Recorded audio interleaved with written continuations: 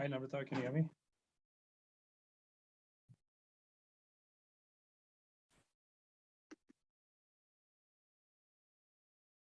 Hi, Namrata, can you hear me?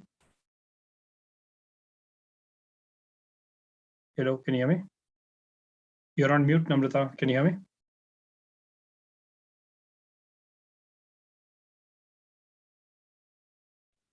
Hi, Chetan. Yes, I can hear you.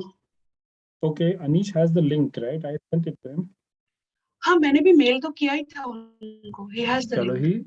he's not joined yet. You can let everyone in. We'll start chit-chatting till he turns up. Yeah. Sure.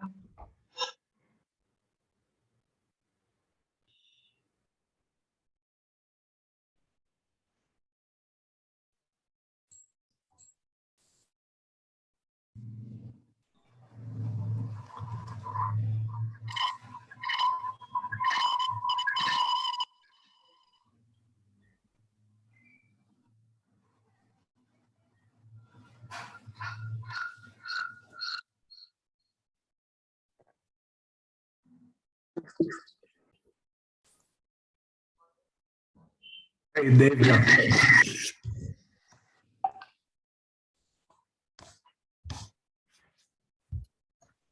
Hi, Anish. How are you doing? Chetan here. Hey, hi. Hi, Chetan. How are you? Okay, I'll request everyone else to put yourselves on mute, please, because we're picking up some echoes and background noise. Thank you. Thanks a lot for making the time, Anish. So we're already at 28 people and counting. Let's give it another couple of minutes. Can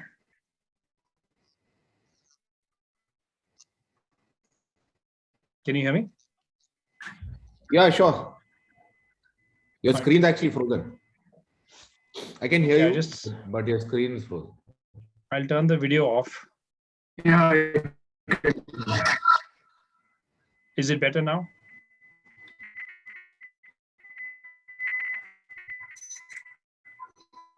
Is it better now? Hello?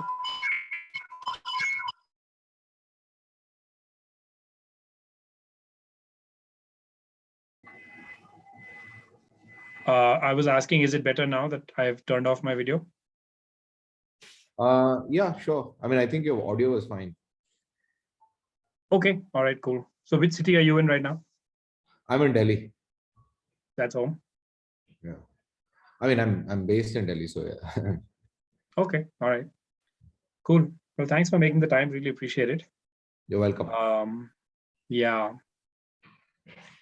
I'll start with so I guess people will keep joining, but we can get started.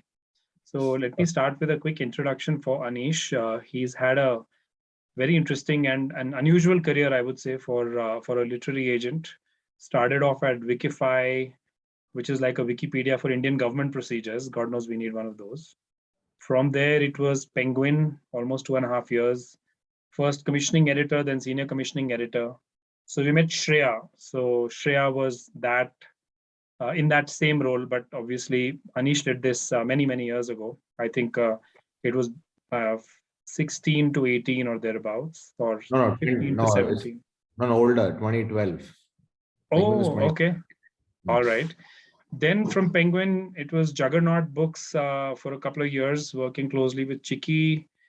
And then you started your own literary, or rather the literary agency had kind of started, but it was running along in parallel, right? Since 2014. That's correct. Okay, great. So very interesting. And then you are also working for an NGO where you are working with the Nipman Foundation. Yeah, that I'm just on the board of that foundation. So I mean, there's no operational work I do there. Okay, all right. That's a lot of stuff. And it's a fascinating journey. And so what kind of, what was the motivations and what led you finally to becoming a literary agent full-time? I mean, you've been doing that part-time on the side, I guess, for a while, but you've chosen to become one full-time over the last 3-4 years. So what led you to that? And, tell us a little bit about that journey. I mean, it actually starts a little earlier. Okay. Before Penguin, I used to actually work for Infosys on the business side. I'm not an engineer. I got an MBA and I used to work in Chicago. handling various clients and things like that. Actually, we were Yeah. almost contemporaries in the same city, because Right, I right. left Evanston in 2007, and you moved into Evanston, the same suburb of Chicago, in 2008, right? Yeah. Yeah. Okay. So I had this what is now called a quarter life crisis, where before turning 30, I figured that my life is good, but I need to find something that I'm passionate about. So I quit baggage, visa, everything, and I just came back to India without a real plan. And then through various serendipitous events, I landed up in Delhi. I landed up in publishing. There's a long story behind that, which is for another day. So I got into Penguin. Publishing has historically not hired lateral talent, but there was a moment in time, because of what was happening in Penguin and publishing at the time. They were looking for a non-fiction editor, and I was looking for something, and we happened to collide into each other, and that's how my publishing journey started. Okay. So I was commissioning non-fiction, then I actually moved to commissioning fiction as well. Then I left and I started Labyrinth, because one of the problems at the time, I can hear some echo. Is everyone on mute? Okay. Yeah. Oh, I'll sign back in.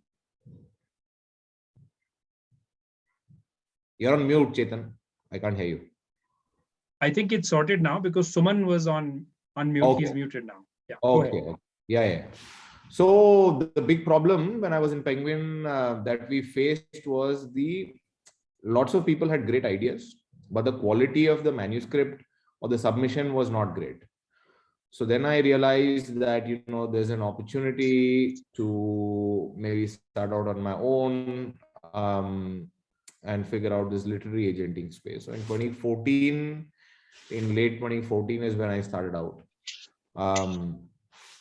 Then parallelly, what happened is there was this, a number of my colleagues who were in Penguin Random House, they quit at the same time and they set up Juggernaut.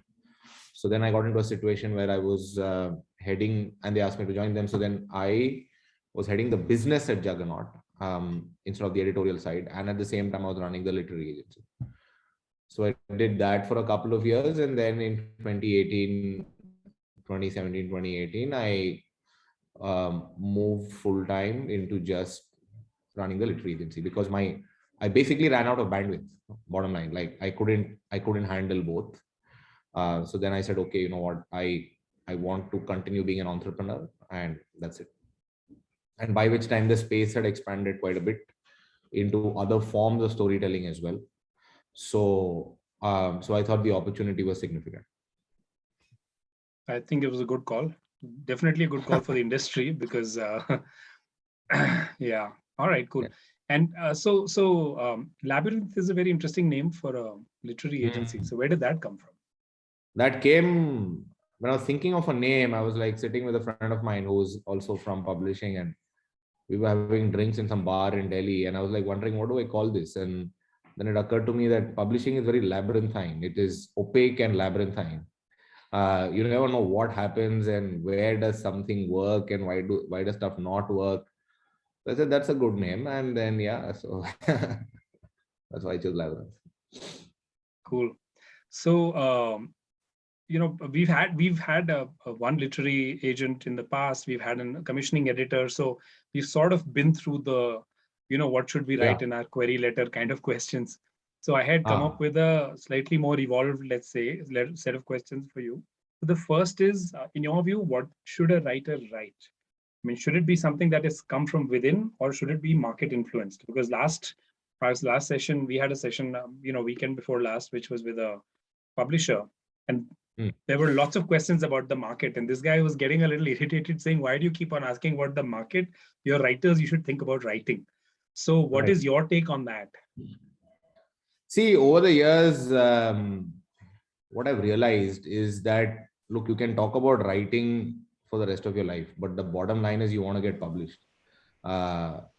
Most people can say I write for myself and all of that, but people want to get published. People want to have the ability to say that, look, I've been published. The aspirational brands tend to be the MNC publishers and some Indian publishers. Okay.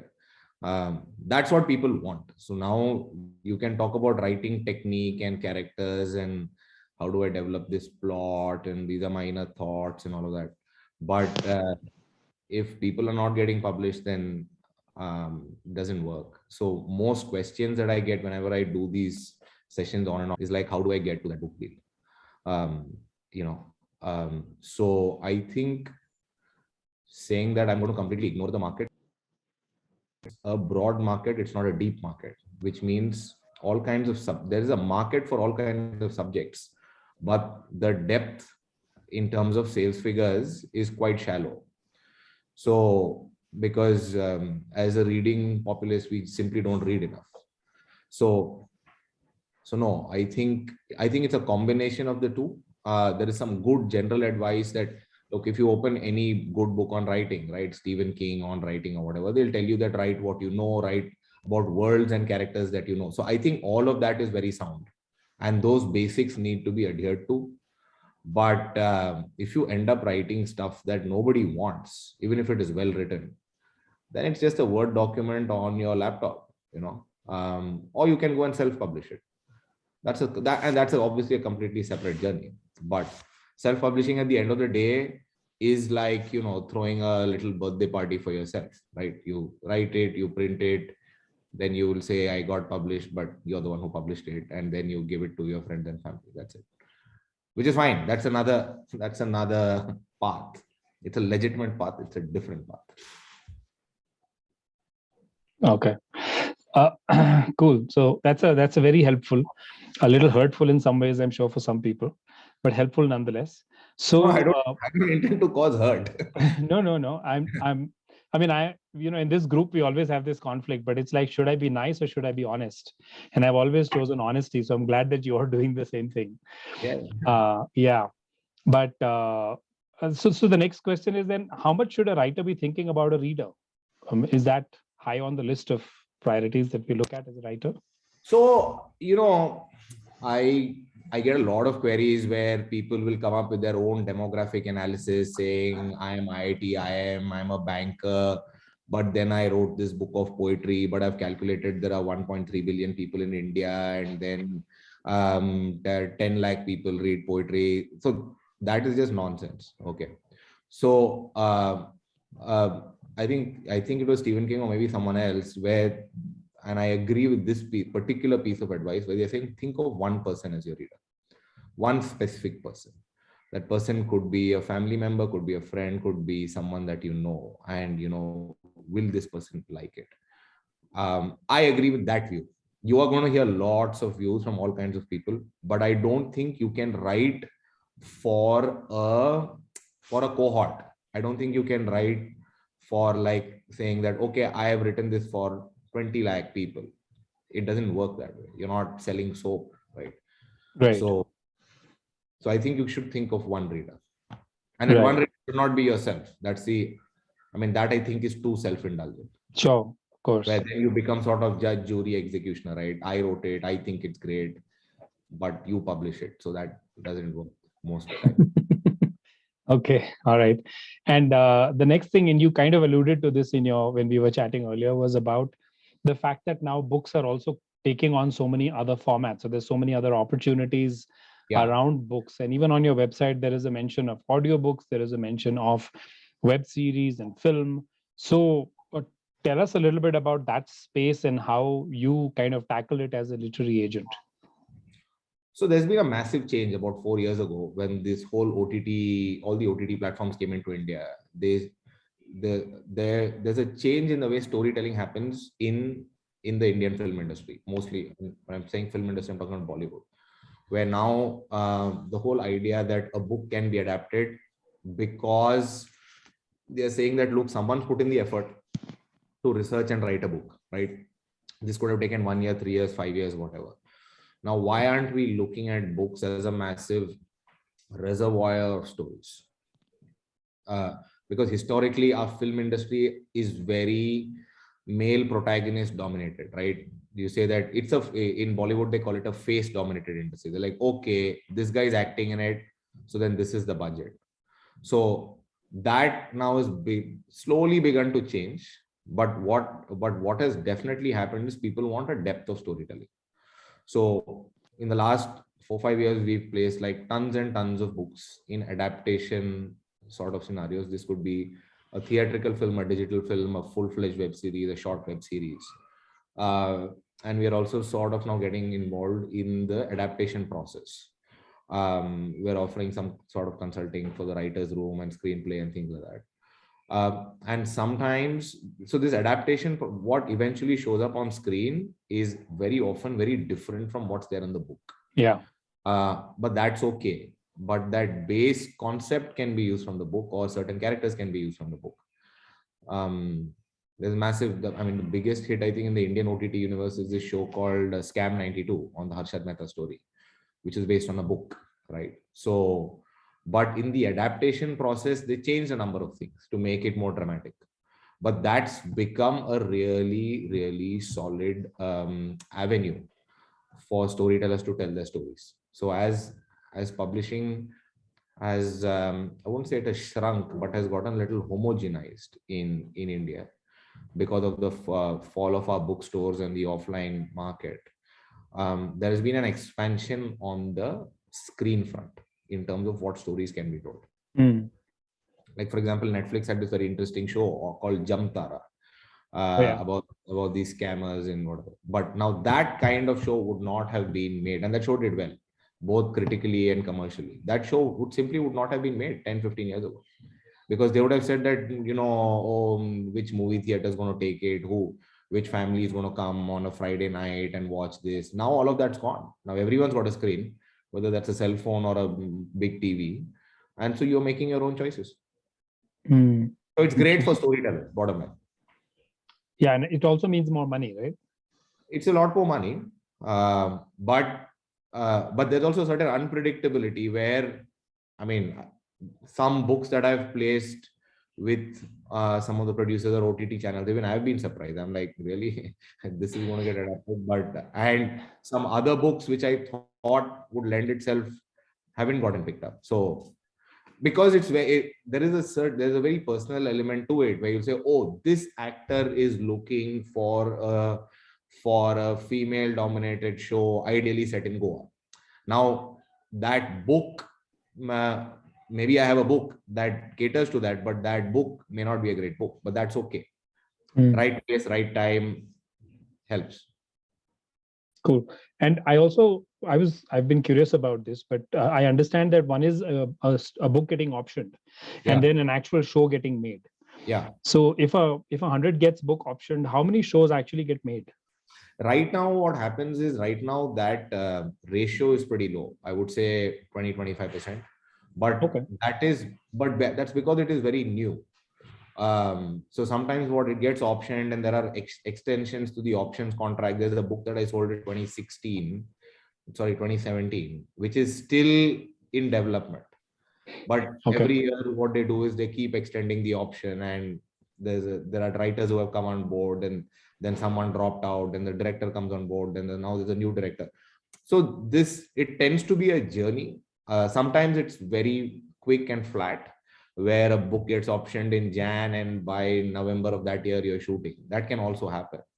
But people are still figuring out this universe.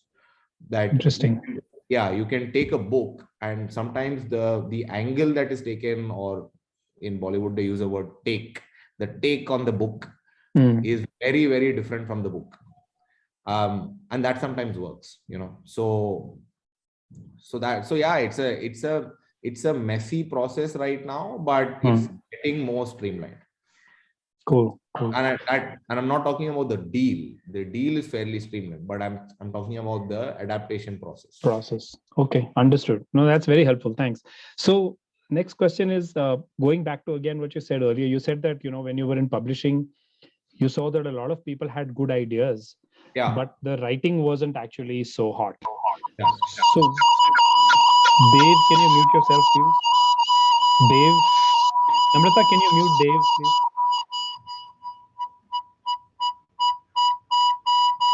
Jesus.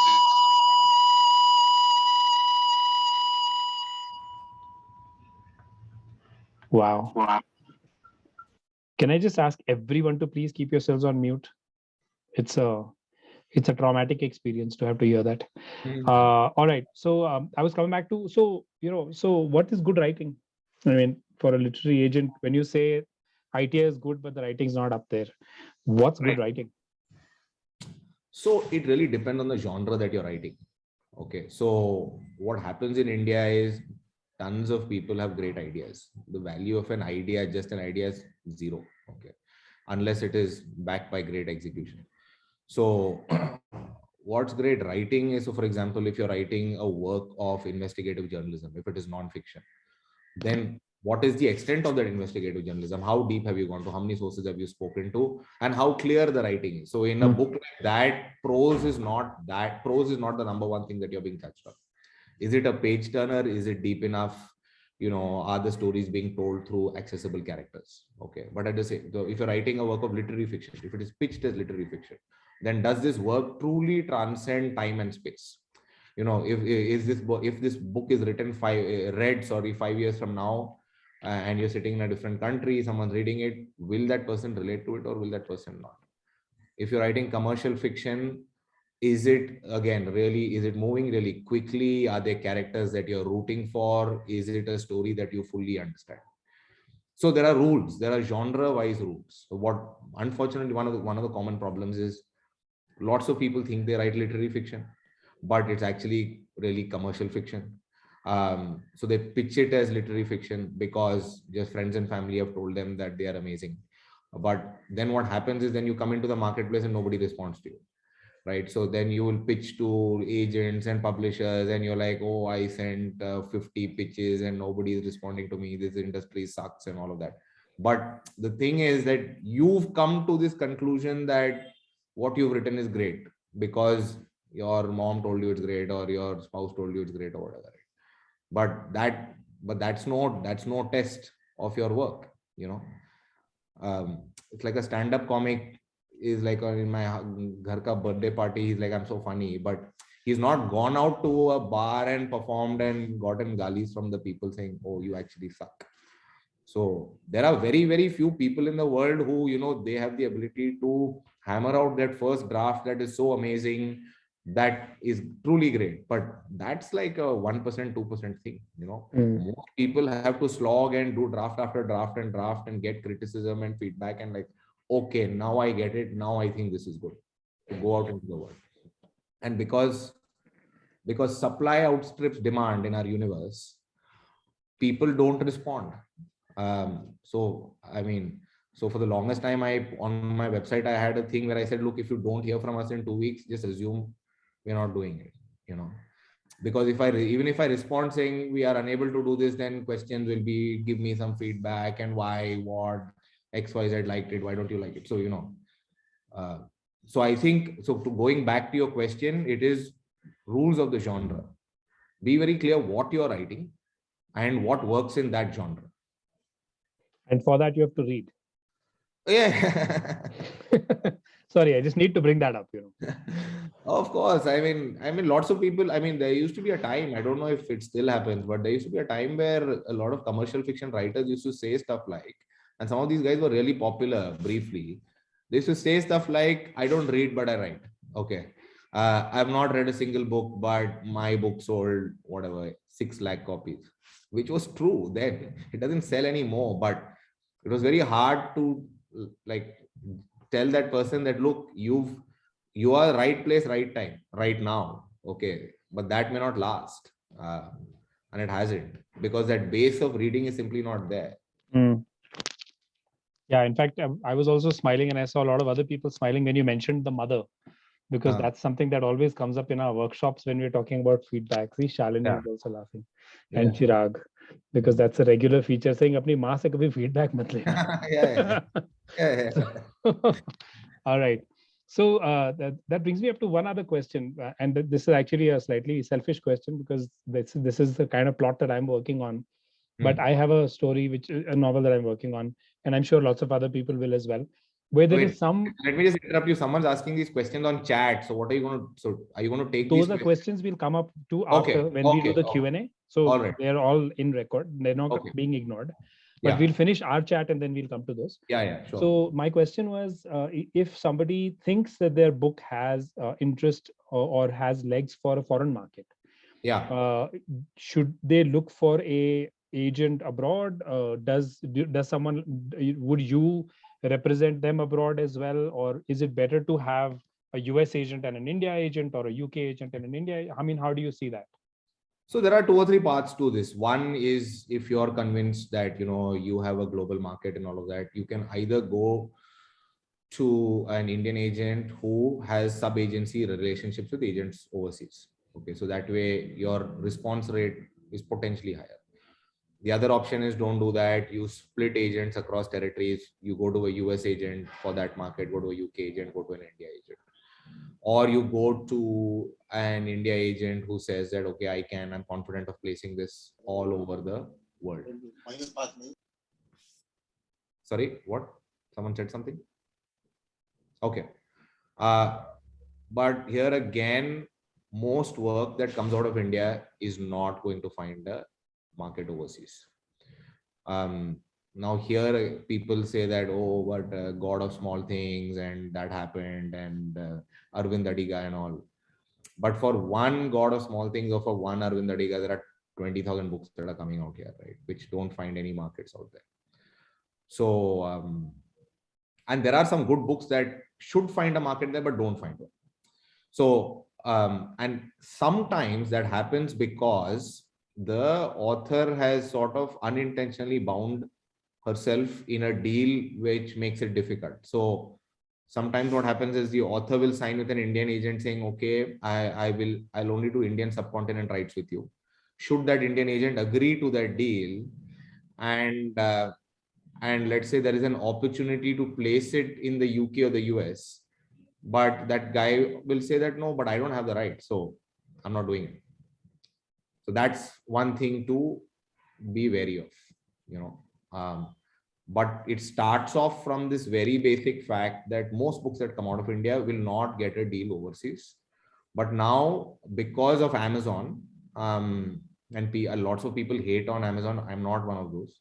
The bottom line is, they have the ability to get your book to most major countries in the world, if not through a rights situation, just through pure distribution. So books that haven't received deals overseas, the book is at least available on Amazon.com for someone to buy, or Amazon.co.uk for someone to buy. Fair enough. So last question, and then we'll take the questions in the chat. Yeah. My last question was, we have this publisher, this bestseller list. Yeah. The Nielsen bestseller list. I sent you the link, and you kind of alluded to it when you said that we are a shallow market, or you said broad market, but not a deep market. Yeah. But what do you think it's worth? I mean, we spend money on it, and we buy that data and we publish it every week, and we'd like to think it's useful, but it's only a ranking that we can share. We don't get absolute numbers. What do you think? How is it of relevance to a writer? How can a writer use it, or what's it good for? So I don't think it is of a lot of relevance to a writer. Okay. Publishers look at lists, 2 kinds of lists. One is publicly available, which is you simply go to the Amazon ranking of a book, right? So lots of people, there's the other thing that lots of people claim on social media, that I'm a bestseller. There are more bestsellers on social media than in the actual industry. Yeah. So that is one. So you can go to Amazon and get a sense of how a book is doing if you track it on and off for a period of time. You just look at the Amazon overall rank, not at the category rank. The category rank can easily be manipulated. Yeah. Right. I can write a book about this conversation and put it up on Kindle and put it up under design and sociology, and it will be the #1 book, right? Because I just need one person to buy it. But the overall rank is that's one thing to look at. The other thing is Nielsen's database, which some publishers have subscribed to. It's a fairly expensive service, but that service covers about 50% of the market. So what publishers do is they plug in an ISBN number there, and they're like, and let's say it says that, okay, it sold 2,000 copies on that database. So then they say, okay, we think this book has now sold somewhere between 3,700 and 4,500 copies. But that's an industry thing. But otherwise, the top 10 Nielsen rank, I think, is of very limited utility. Okay. From a writer point of view. The other thing is, in the top 10 rank, you might have the same books coming up over and over again within that period of time. We like do. the same will be number 1, number 2, number 3. So then that doesn't help anyone. Okay, cool. Well, that's very helpful. Thanks for answering all my questions. We'll move to the Q&A now. And the first question is from Sachin. He said, wanted to check if we can pitch an already published book to Labyrinth for screen adaptation. How does the proposal differ from normal pitches to the agency? So the proposal is exactly the same. If it is a work of non-fiction, it's a synopsis and 3 chapters. If it's fiction, the whole novel. If it works, if I think it works as a book in some form, or the storytelling works, then it is potentially pitchable in an adaptation situation. So you don't have to do anything different. And the reason I say this is because, again, there's another erroneous belief. I don't know if this conversation is sounding too negative, but there's another erroneous belief where writers believe that they can also write for screen, where someone who's written a book, but it's a completely different skill set. Yeah, absolutely. So they'll even say stuff like, oh, but I want to be involved in the process. That depends on the producer. If the producer doesn't think you're going to add value, you're not going to be involved in the process. So yeah, from a pitch point of view, it's the same. You don't have to do anything different. Okay. Next, Ashok has a question saying, what should be the maximum length of a debut novel? How many words? I mean, there's no answer to this, right? Right now, most novels in India probably up somewhere between 50,000 to 70,000 words. But if you have more to say and if you're saying it well, then sure, go for a bigger novel. If you go shorter, then it might be a problem because these shorter novels or novellas don't really work in this market. But there is no standard answer for this. You can do 50,000, 70,000, 1 lakh. But a minimum is 40,000? You could, but people have done shorter as well. But are you pitching a novel or a novella, or now people call it novelette or whatever, So it really, I actually don't think it matters. If your story is great, then 40,000 could work. If it's not great, it won't work, Okay, cool. Next question is from Neil. How many manuscripts does Labyrinth receive in a day? And how many do you have time to review? And I'm also not sure if you have a team. So do you have a team or do you look at all the emails yourself? I guess that'll be material. So I don't. So I look at the synopsis myself because I look at it myself for the simple reason. I don't know where sometimes the writing is not great, but the idea is great. In fact, that happens a lot. So then I'm like, okay, listen, I think there is scope here. I think you should do it, but I will pair you with an editor or a ghostwriter or something like that. Or it could be that the writing does not work for a book situation, but some producer has reached out to me saying, if you get something in this zone, please send it to me. Then I've also done stuff like I've said, look, I don't think you're going to get a book deal, but what I can get you a web series deal or a movie deal. And, you self-publish it and then you send it back to me. So I look at every synopsis myself, but if I'm really considering it from a novel point of view or a full-fledged book point of view, then I might have other people look at the chapters and give me feedback saying, I think this works or this doesn't work. But the synopsis has to work for me personally. Okay. All right. Shalini has a question saying, how is querying different for a second-time author as compared to a debut author, both books being commercial fiction? So if you're a second-time author and so then typically what people will do is they will make a claim of some kind. They will say that my first book sold really well, or it was published by XYZ publisher, if it's a reputed publisher. And if it's a sales related claim, then I tend to ask them for a royalty statement or sales figures, because if they're telling me that my book sold 10,000 copies, then I actually get a lot of this on LinkedIn where people will say that my book was a bestseller. Okay. And I'm like, okay, fine. Your book is a bestseller. So then I said, okay, you send me a royalty statement. Then the royalty statement will show that the book sold 600 copies. Then I'm like, but you claimed it was a bestseller. Then that person like, oh, sorry, I didn't see, blah, blah, blah. So that stuff happens.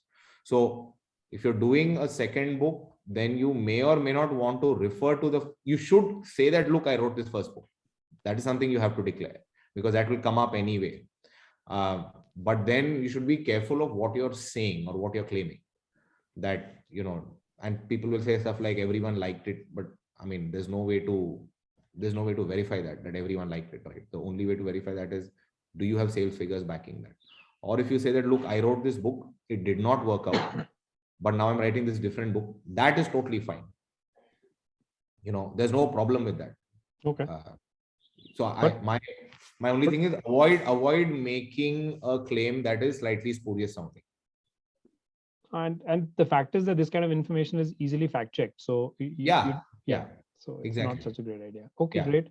Nidhi has a question saying, for nonfiction such as personal finance, history, or self-development, how much does the author credentials matter? Can one think of writing on a subject despite no professional experience, but based on solid research?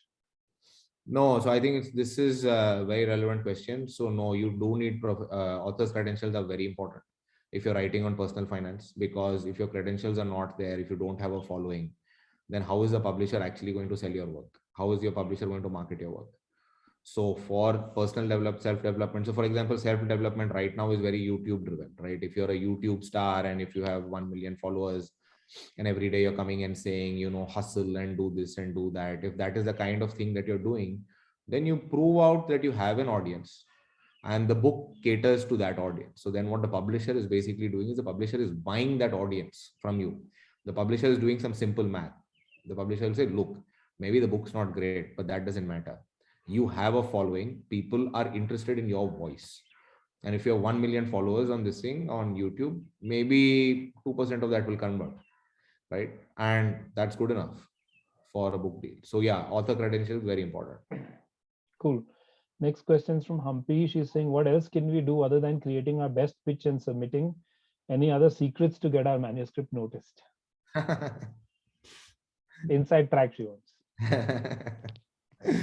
No, I think that is it, because what happens is that a lot of people come in through reference, right? They're saying, okay, so-and-so knows you, this person has referred me, or someone will send a note of introduction saying it will be great if you could take a look at this. Now, sure, that person, maybe the odds of that person getting a response are higher, where I might feel it's a bit rude because this person has come through a friend. So I'll say that I might write a couple of lines saying that, oh, I'm not taking this on for so-and-so reason. But that there is no other secret.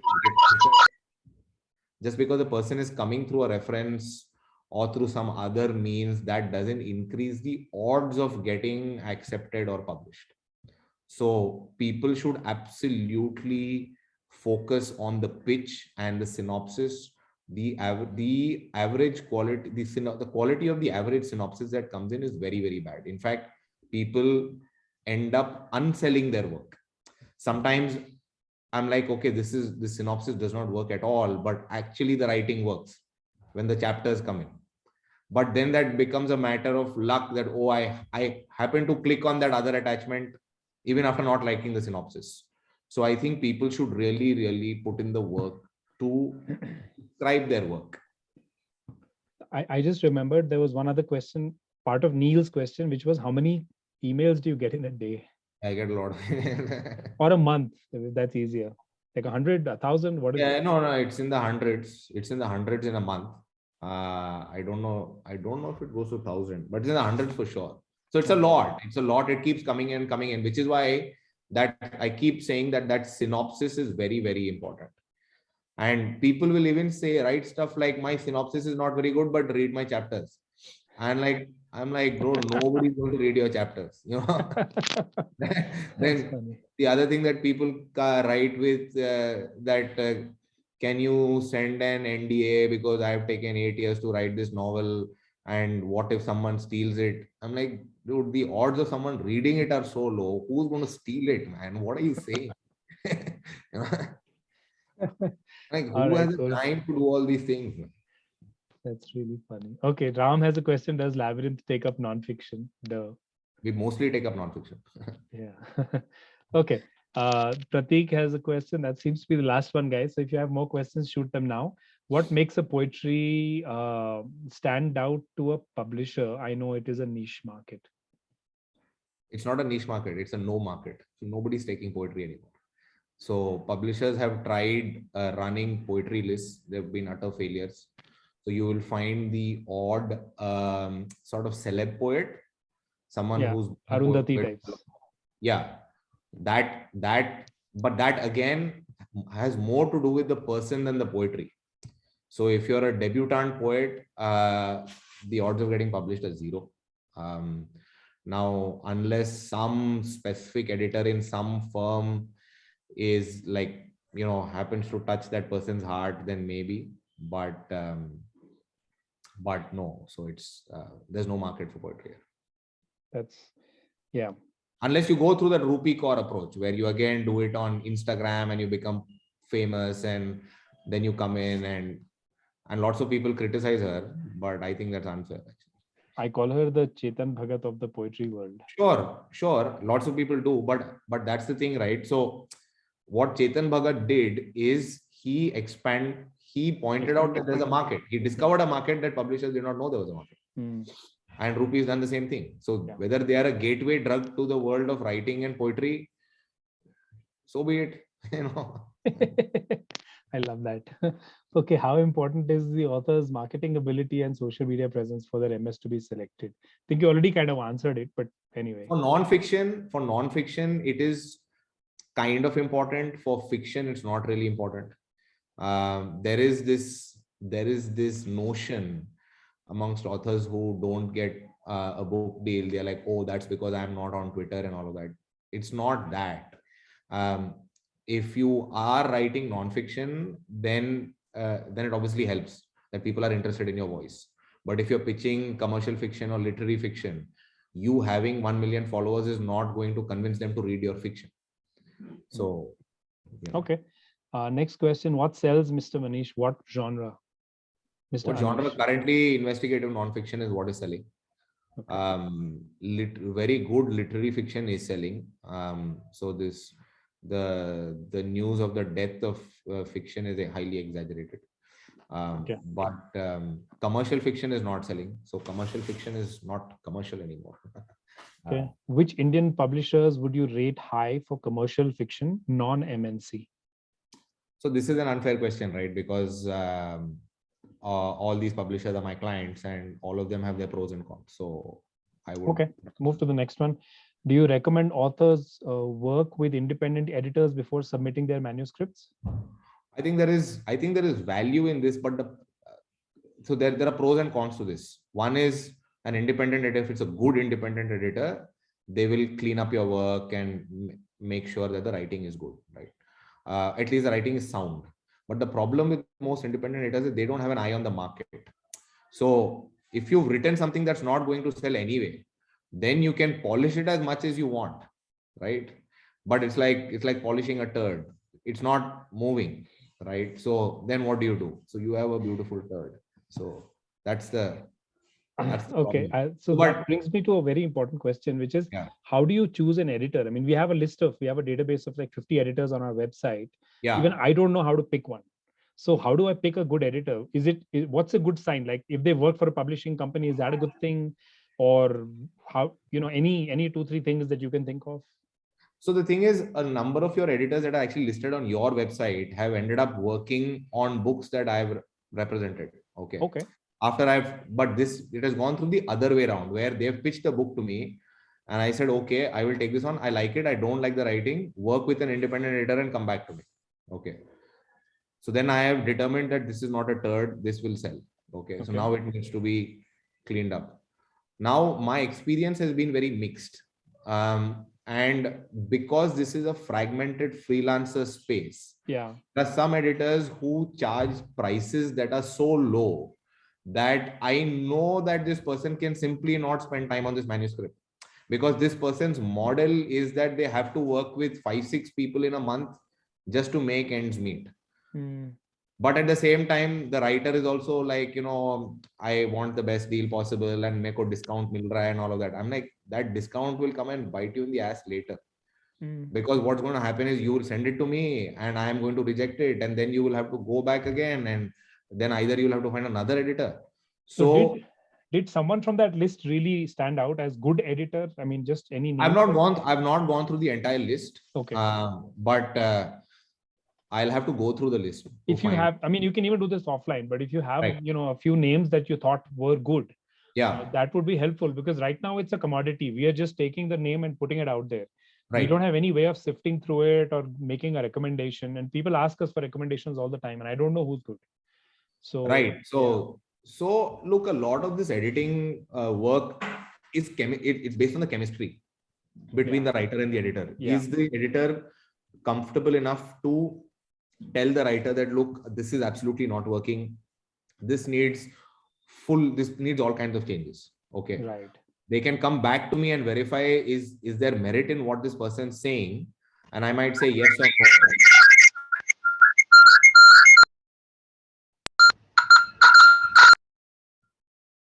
Yeah. All right. Keep going.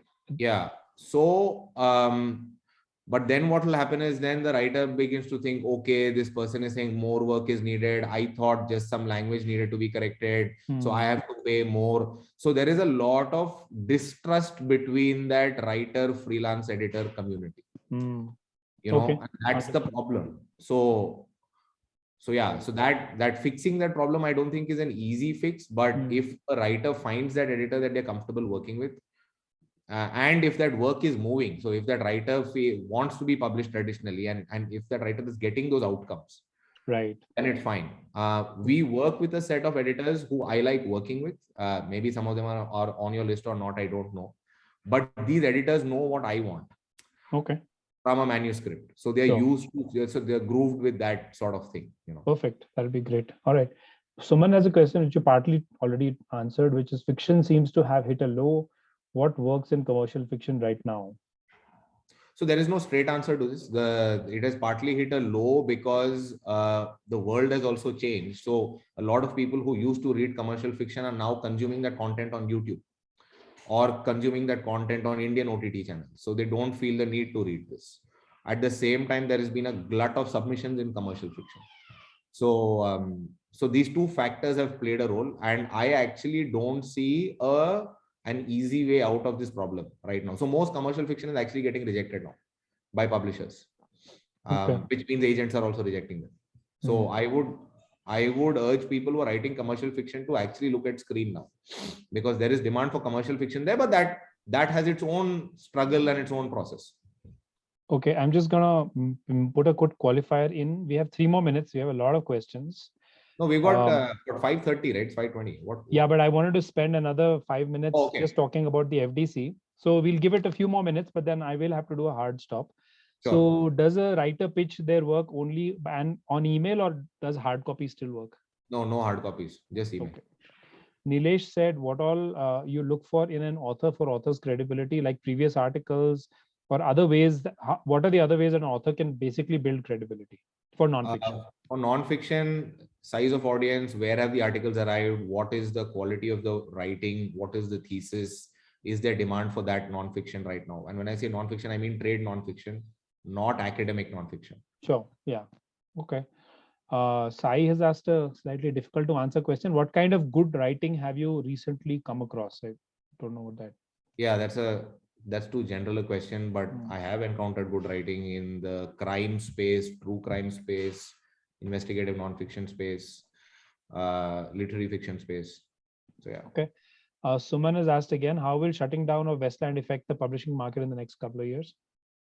I mean, this will have a significant effect because Westland was one of 3 publishers who were running a big list, the other 2 being Penguin Random House and HarperCollins. And Westland had a very high quality team. I know there are some conversations going on to potentially revive Westland either through an acquisition or whatever.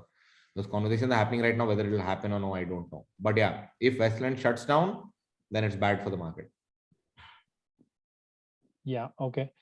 The next question is, why do you think speculative fiction doesn't do well in India other than when touched by the mytho or historical label? Same thing, because most that narrow, that sort of broad market, not deep market situation, and most people who consume speculative fiction in India actually consume imported books.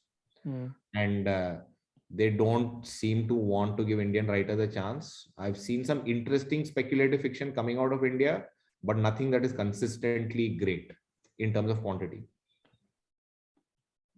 Okay. Pratik has another question. In case of poetry, what about Hawakol or Red River? They publish many poem books. We don't do poetry. I think they have these sort of hybrid publishing models where you pay a bit, and the Red River, the person who runs Red River is someone I know, but I mean, it's not a market that we cater to.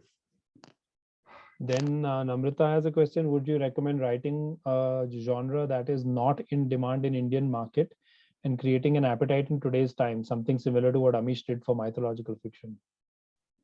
So what Amish did was interesting, where he was not the first person to write mythological fiction, but he was the first person to write it in a very accessible way.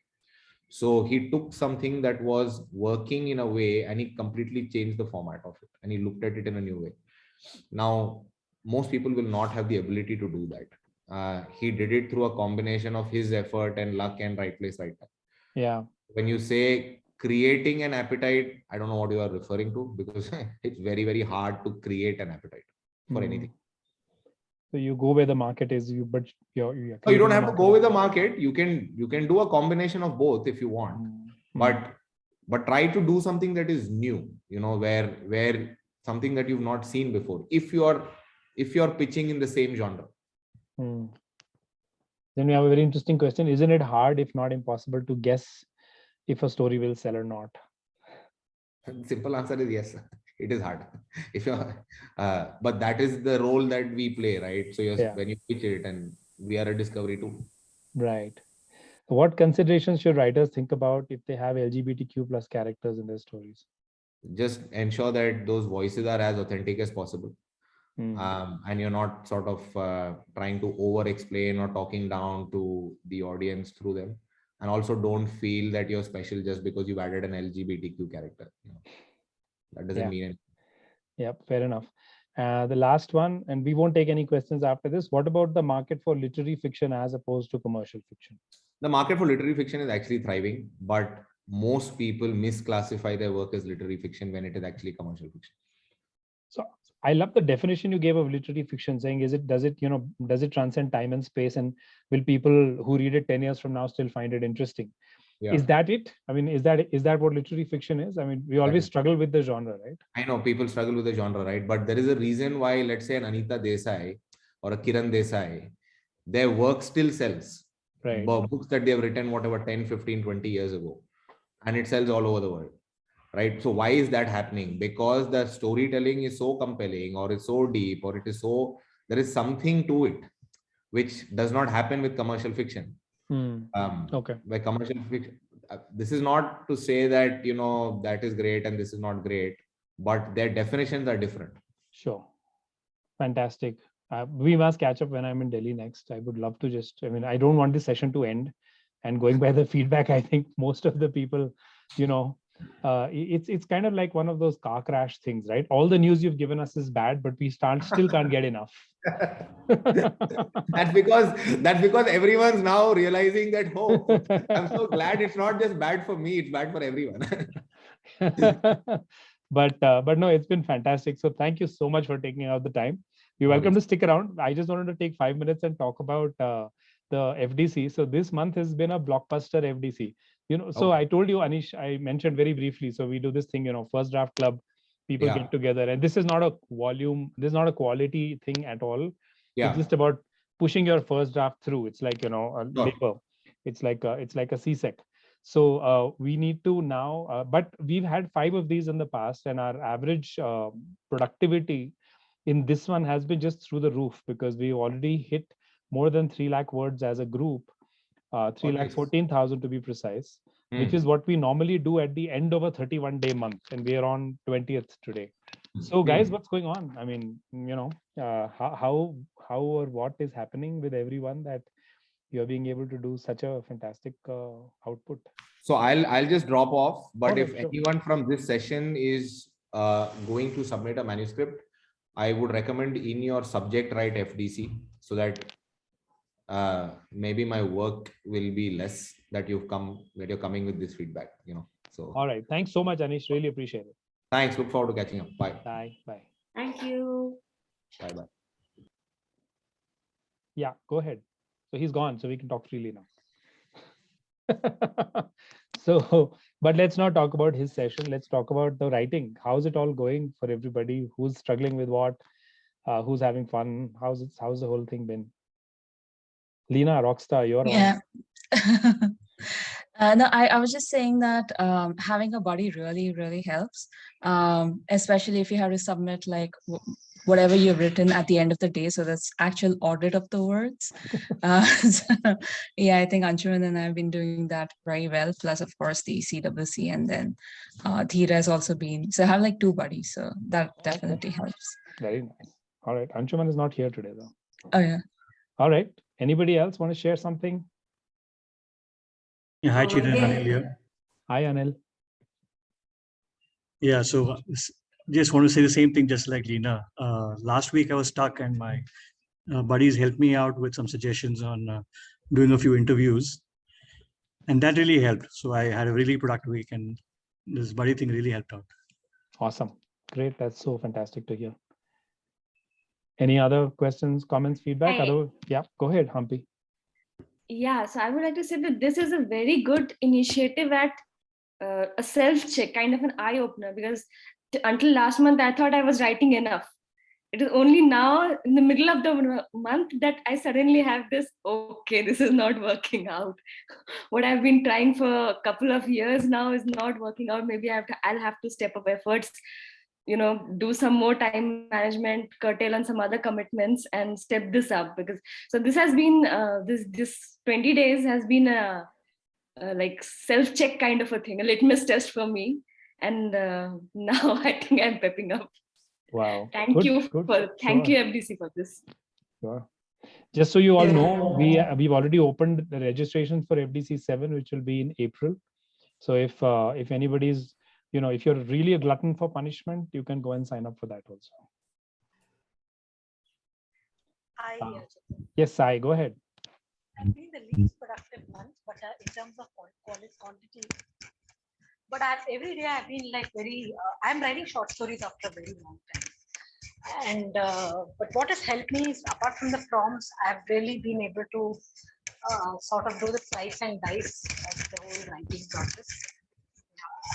I've gone into my shell, but it's helped me to sort of really look at the nuances, okay, where's the conflict, this much dialogue, how much of dialogue and how much of backstory, how much to focus on backstory. So it's helped me sort of, if I would have not done the FDC or just, done it only for myself without any target or any push, I would have That's the whole point.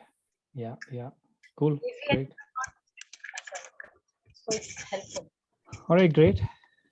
Well, so yeah, Chetan, can I go? Yes, please. I'm sorry, I'm not switching on my video because I'm outside somewhere. But I think the CWC and the FDC unleash demons within you. The demon of picking up a pen and putting your thoughts down to paper.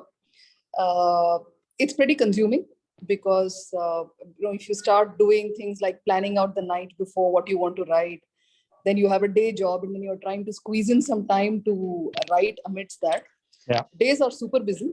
Yeah. And all other reading has fallen to the wayside. Now you're only reading constantly about plot, character, what you're going wrong, doing some research. But I think it's really a lot of self-discovery. And that's really what's helping, because now I'm writing. I don't know about if Anish Chandy might, if he had been here, he would have possibly never taken me as a client. I write now because I like it. It gives me joy. It's something that possibly I must have done when I was younger, but it's just rekindled the joy of writing again. Sure. That's all. Cool. Great. Yep. Shalini, we'll take your answer. Your question is the last one. Then I have to turn it off because at 5:30 I'm supposed to start the short story workshop with Kritika on the same Zoom bridge. So sorry about that. That's why we moved Anish's to 4:30. Yeah, but go ahead. Me? Yeah. Okay. I just want to say thank you to all the people on the WhatsApp group who motivated me for using Scrivener. I've stopped writing. I'm finally on a learning curve, and I think everyone should make that effort. And I just wanted to say it and not type it. So that's all. All right. It is very good once you get the hang of it. Sure. All right. Thank you. Thank you, everybody. Chetan, can I add one line? Yeah, go ahead. Yeah, I was actually doubting myself because before this FTC, and I always had this that I won't be able to write anything, though I had that idea with me for a fairly long time. But when I started doing it, just like one of the members mentioned, that it's a journey of self-discovery. I think I'm strengthening on my pace. And I would take a little bit from the last session and this session, which was fairly on the negative mode, but just write for myself and let's see where it goes and then discover the markets later. All right, fair enough. Thank yes, you. Chirag, let's close with you. Yeah, I'm already over.